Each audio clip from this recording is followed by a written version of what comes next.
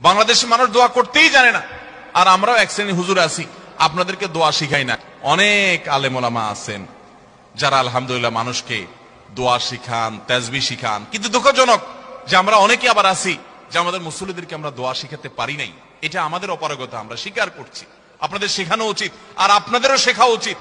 কতকাল আপনি হুজুর দিকে চায় থাকবেন?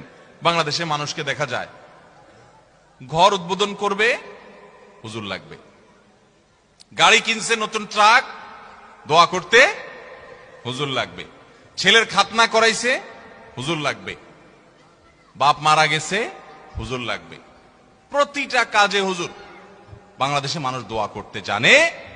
মসজিদে নামাজের পরে সম্মিলিত মোনাজাত যেসব মসজিদে চালু আছে তারা করে, বেশিরভাগ মসজিদে চালু আছে বাংলাদেশ। আপনারা দেখবেন যে কোনো ব্যক্তি হয়তো নামাজের পরে জিকির আজকার তাসবিহ যেগুলো মাসনুন ওজিফা আছে সেগুলো করতেছে, এদিকে ইমাম সব হাত তুলছে। তো কেউ যদি ওই টাইমে একটু জিকির আজকার করে তো আশপাশ থেকে দেখবে মানুষের ভাবে গুতা মারে।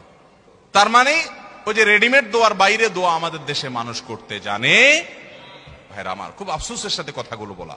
আমরা দোয়া করা শিখবো তো ইনশাআল্লাহ। দোয়া না করার জন্য ইবলিস আমাদেরকে একটা যুক্তি দিচ্ছে, সেই যুক্তিটা শুনেন।